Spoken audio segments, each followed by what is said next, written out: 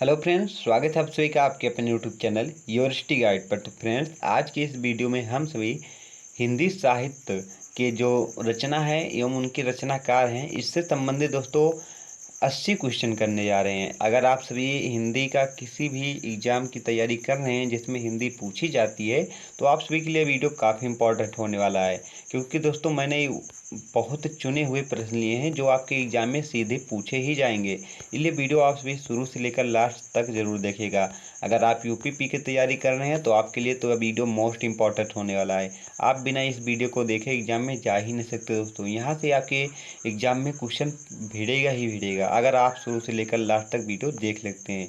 चलिए पढ़ना शुरू करते हैं। आज का हमारा पहला क्वेश्चन है किस चलिए दोस्तों पढ़ना शुरू करते हैं। किस युग को आधुनिक हिंदी कविता का सिंह द्वार कहा जाता है?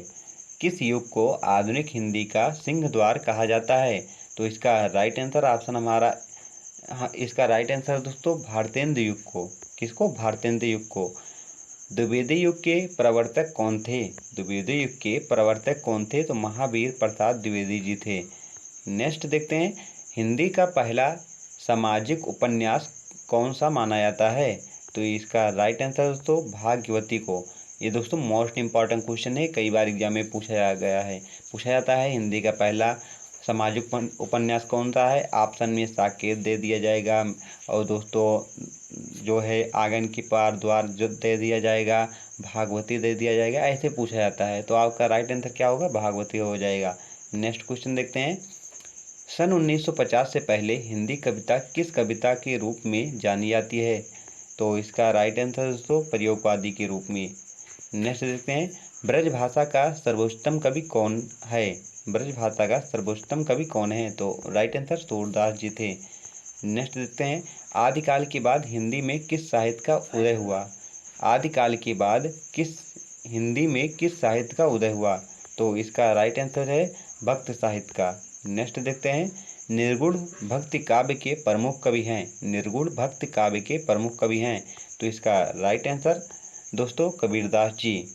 नेक्स्ट क्वेश्चन देखते हैं, किस काल को स्वर्णकाल कहा जाता है? किस काल को स्वर्णकाल कहा जाता है? तो राइट आंसर दोस्तों भक्ति काल को। मोस्ट इंपॉर्टेंट क्वेश्चन है, ये कई बार एग्जाम में पूछा गया है। किस काल को स्वर्णकाल कहा जाता है? तो भक्ति काल को। हिंदी का आदि कवि किसे माना जाता है? हिंदी का आदि कवि किसे माना जाता है? राइट आंसर दोस्तों शंभू जी जो थे इन्हें माना जाता है। नेक्स्ट देखते हैं, आधुनिक काल का समय कब से कब माना जाता है? आधुनिक काल का समय कब से कब माना जाता है? तो 1990 से अब तक का काल जो है वो आधुनिक काल है। नेक्स्ट देखते हैं, जयशंकर प्रसाद की सर्वश्रेष्ठ रचना कौन सी है? ये दोस्तों इम्पोर्टेंट क्वेश्चन है, आप इसे मार्क करिएगा। जयशंकर प्रसाद की सर्वश्रेष्ठ रचना कौन सी है? तो दोस्तों कामायनी जो है ये जयशंकर प्रसाद की सर्वश्रेष्ठ रचना है। बिहारी ने क्या लिखे हैं? बिहारी ने क्या लिखे हैं? तो ऑप्शन में रहेगा दोस्तों दोहे, चौपाई, छंद, रस। क्या लिखे हैं? तो दोस्तों दोहे लिखे हैं, इंपॉर्टेंट है। कबीर किसके शिष्य थे? तो रामानंद के। एग्जाम में कई बार पूछा गया है। नेक्स्ट देखते हैं, पद्मावत महाकाव्य कौन सी भाषा में लिखा है? पद्मावत महाकाव्य कौन सी भाषा में लिखा गया है? तो राइट आंसर अवधी में। नेक्स्ट देखते हैं, चंपू किसे कहा जाता है? चंपू किसे कहा जाता है? तो इसका राइट आंसर दोस्तों गद्य और पद्य मिश्रित रचनाओं को चंपू कहा जाता है। इम्पॉर्टेंट क्वेश्चन है, पूछा गया है कई बार कि गद्य और पद्य से मिश्रित जो रचनाएं उन्हें क्या कहा जाता है? तो चंपू कहा जाता है। कलाधर उपनाम से कविता कौन से कवि लिखते थे? कलाधर उपनाम से कविता कौन कवि लिखते थे? तो इसका राइट आंसर ऑप्शन हमारा इसका राइट आंसर हो जाएगा जयशंकर प्रसाद जी थे। नेक्स्ट दोस्तों, रसनिधि किस कवि का उपनाम है? तो इसका दोस्तों राइट आंसर होगा पृथ्वी सिंह के। दोस्तों मेरे मुंह से निकल रहा है बार बार, इसका राइट आंसर है ऑप्शन है, क्योंकि दोस्तों मैं अधिकतर दोस्तों ऑब्जेक्टिव वीडियो बनाता हूं, लेकिन आप सभी के पास समय कम है, आप सभी का समय ज़्यादा लॉस ना हो, इसलिए दोस्तों डायरेक्ट यहाँ पर आंसर लिख कर आए, इसलिए मुझसे निकल जा रहा है। नेक्स्ट देखते हैं, प्रेमचंद के अधूरे उपन्यास का नाम क्या है? तो इसका राइट आंसर दोस्तों मंगल सूत्र जो था वो प्रेमचंद का अधूरा उपन्यास रह गया था। हिंदी का सर्वाधिक नाटककार कौन है? हिंदी का सर्वाधिक नाटककार कौन है? तो जयशंकर प्रसाद जी थे। कौन थे? जयशंकर प्रसाद जी। नेक्स्ट देखते हैं, तुलसीकृत रामचरितमानस में कौन सी भाषा का प्रयोग किया गया है? तो इसका राइट आंसर उससे अवधी भाषा का प्रयोग किया गया है। नेक्स्ट देखते हैं, एकांकी के जन्मदाता कौन है? एकांकी के जन्मदाता कौन है? तो धर्मवीर भारती जी। नेक्स्ट, मीराबाई ने किस भाव से कृष्ण की उपासना की है? तो इसका राइट आंसर तो माधुर्य भाव से। नेक्स्ट देखते हैं, रामचरितमानस का प्रधान रस, मोस्ट इम्पॉर्टेंट क्वेश्चन है दोस्तों ये। रामचरितमानस का प्रधान रस क्या है? तो शांत रस है। नेक्स्ट देखते हैं, सबसे पहले अपनी आत्मकथा हिंदी में किसने लिखी? तो right answer doctor Rajendra Prasad ने। हिंदी कविता का पहला महाकाव्य कौन सा है? हिंदी कविता का पहला महाकाव्य कौन सा है? तो पृथ्वीराज रासो जो है वो पहला है। नेक्स्ट देखते हैं, हिंदी के सर्वप्रथम प्रकाशित पत्र का नाम क्या है? मोस्ट इम्पॉर्टेंट है दोस्तों। तो इसका राइट आंसर दोस्तों जो है उदंड मार्तंड जो है दोस्तों हिंदी का प्रथम है। क्या है दोस्तों प्रथम? तो प्रथम जो है प्रकाशित पत्र है। नेक्स्ट क्वेश्चन, हिंदी साहित्य की प्रथम कहानी कौन सी है? इंपॉर्टेंट क्वेश्चन है, तो इंदुमती है। नेक्स्ट दोस्तों, आंचलिक रचनाएं किससे संबंधित होती हैं? आंचलिक रचनाएं किससे संबंधित होती हैं? क्षेत्र विशेष से संबंधित होती हैं। पृथ्वीराज रासो किस काल की रचना है? पृथ्वीराज रासो किस काल की रचना है? तो आदिकाल की रचना है। इम्पॉर्टेंट है दोस्तों। हिंदी गद्य का जन्मदाता किसको माना जाता है? हिंदी गद्य का जन्मदाता किसे माना जाता है? तो भारतेंद्र हरिश्चंद्र जी को माना जाता है। नेक्स्ट देखते हैं, कवि कालिदास की अभिज्ञान शकुंतलम का हिंदी अनुवाद किसने किया? इम्पॉर्टेंट क्वेश्चन है दोस्तों ये। तो राजा लक्ष्मण सिंह ने किया था। नेक्स्ट देखते हैं, पद्य साहित्य को कितने भागों में बांटा गया है? पद्य साहित्य को कितने भागों में बांटा गया है? तो इसका राइट आंसर दोस्तों 15 भागों में है। उसके बाद कवि नरेंद्र शर्मा ने राष्ट्रपिता महात्मा गांधी के निधन से प्रभावित होकर कौन सी रचना की? तो इसका दोस्तों जो राइट आंसर है रक्त चंदन की रचना की। किसने की थी? कवि नरेंद्र शर्मा। कई बार पूछा गया है ये दोस्तों। नाट्य शास्त्रकारों द्वारा अमान्य रस कौन सा है? जो नाट्य शास्त्र हैं उनके द्वारा कौन से रस को नहीं स्वीकार किया गया है? तो विभत्स रस जो है इसे नहीं स्वीकार किया गया है। नेक्स्ट, काव्य शास्त्र का प्राचीनतम नाम क्या था? तो राइट आंसर दोस्तों अलंकार शास्त्र। नेक्स्ट देखते हैं, रीति संप्रदाय के संस्थापक कौन थे? तो इसका राइट आंसर दोस्तों आचार्य वामन जी। नेक्स्ट, हिंदी में काव्य शास्त्र के प्रथम आचार्य कौन हैं? तो राइट आंसर केशवदास जी। कई बार पूछा गया है हिंदी में जो काव्य शास्त्र हैं इसके प्रथम आचार्य कौन है? तो केशवदास जी हैं। हिंदी साहित्य शब्द किस शब्द से बना है? साहित्य शब्द किस शब्द से बना है? तो साहित्य शब्द से बना है। नेक्स्ट देखते हैं, हिंदी साहित्य में जीवनी साहित्य का प्रारंभ कौन से युग से हुआ? तो इसका राइट आंसर भारतेंद्र युग से हुआ। नेक्स्ट, हिंदी भाषा और साहित्य के लेखक हैं। हिंदी भाषा और साहित्य के लेखक हैं तो कौन है दोस्तों? श्याम सुंदर दास जी जो थे वह हैं। नेक्स्ट, मनुष्य एक सामाजिक प्राणी है या किसने कहा है? कई बार पूछा गया है दोस्तों, तो किसने कहा है? अरस्तु ने कहा है। भाषा किसे कहते हैं? भाषा किसे कहते हैं? तो मनुष्य अपने मानसिक विचारों की अभिव्यक्ति के लिए जिस माध्यम का प्रयोग करता है वह भाषा कहलाती है। ये दोस्तों आप सभी को विकल्प में पूछा जाएगा। 4 विकल्प दिया जाएगा, उसमें से कुछ गलत कर दिया जाएगा और एक विकल्प में रहेगा भाषा किसे कहते हैं। तो क्या रहेगा? मनुष्य अपने मानसिक विचारों को अभिव्यक्त करने के लिए जिस माध्यम का प्रयोग करता है उसे क्या कहते हैं? भाषा कहते हैं। भाषा शब्द की उत्पत्ति कहाँ से हुई? तो भाषा शब्द की उत्पत्ति जो है संस्कृत के भाषा धातु से हुई। ये भी आप याद रखिएगा। ऑप्शन में रहेगा कि भाषा की उत्पत्ति कहाँ से हुई? तो लैटिन भाषा से हुई, ग्रीक भाषा से हुई या संस्कृत से हुई? तो संस्कृत भाषा की भाषा धातु से हुई। ये भी आप याद रखिएगा। नेक्स्ट, सामान्य शब्दों में हम भाषा को किस तरह से व्यक्त करेंगे? शब्दों में हम भाषा को किस तरह व्यक्त करेंगे? तो भाषा वह साधन है दोस्तों जिसके द्वारा मनुष्य अपने भाव या विचारों को बोलकर या लिखकर दूसरों के सामने प्रकट करता है, उसे क्या कहते हैं? भाषा कहते हैं। समान शब्दों में ऐसे व्यक्त करेंगे। नेक्स्ट देखते हैं, भाषा को मोटे रूप में कितने भागों में बांटा गया है? भाषा को मोटे रूप में 2 भागों में बांटा गया है, एक मौखिक भाषा, एक लिखित भाषा। वैसे तो दोस्तों भाषा को 3 भागों में बांटा गया है, एक मौखिक भाषा, लिखित भाषा और सांख्यिकी भाषा।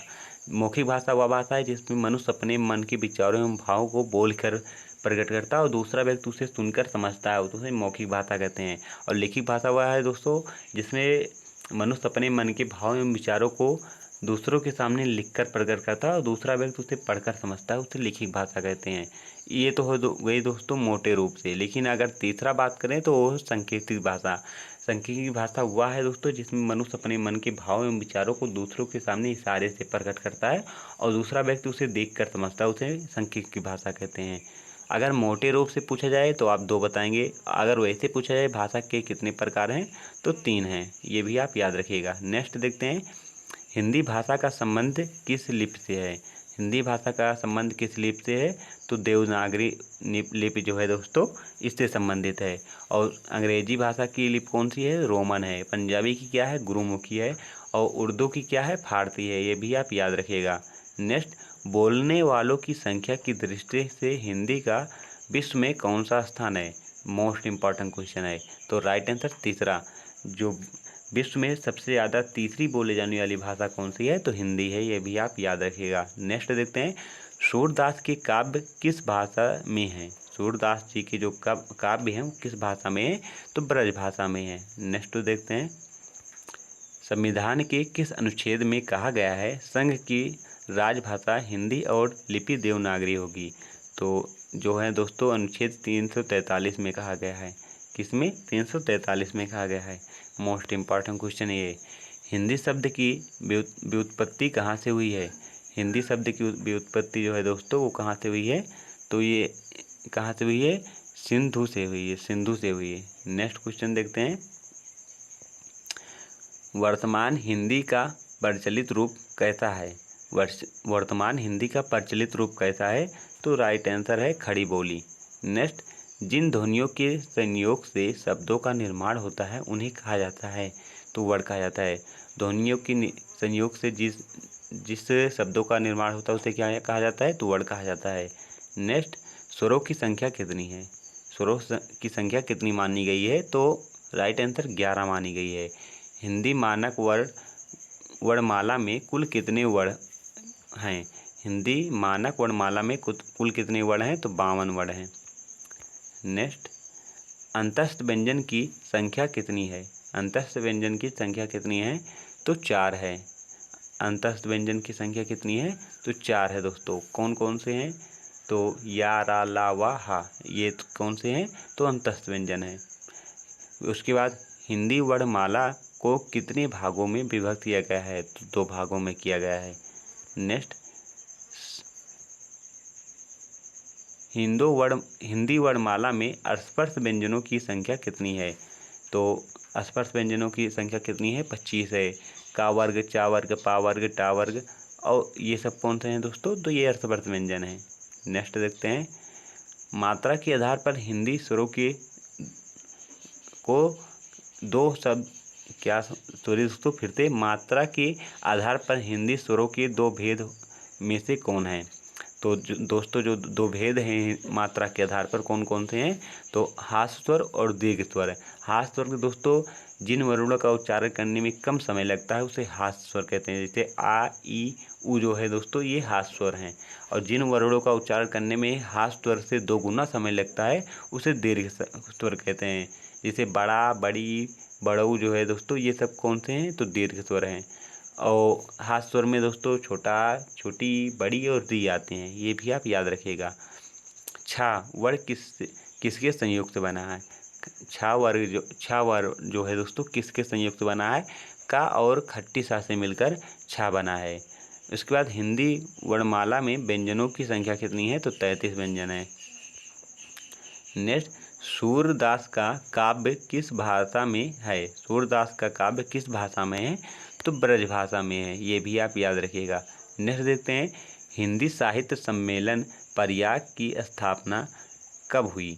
तो 1910 ईस्वी में हुई। मोस्ट इम्पॉर्टेंट क्वेश्चन है, कई बार पूछा गया है। नेक्स्ट, संविधान की 8वीं अनुसूची में उल्लेखित भारतीय भाषाओं की संख्या कितनी है? तो 22 भाषा संविधान की जो है अनुसूची 8 में प्रदर्शित की गई हैं। हिंदी की विशिष्ट बोली ब्रज भाषा किस रूप में सबसे अधिक प्रसिद्ध है? तो हिंदी की जो विशिष्ट बोली ब्रज भाषा किस रूप में प्रसिद्ध है?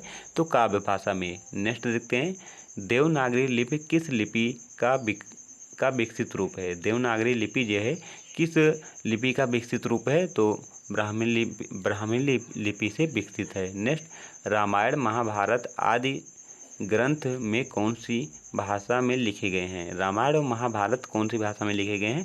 तो आर्य भाषा में लिखे गए हैं। नेक्स्ट देखते हैं, विद्यापति की प्रसिद्ध रचना पदावली किस भाषा में लिखी गई है? मोस्ट इम्पॉर्टेंट क्वेश्चन है दोस्तों। तो मैथिली भाषा में।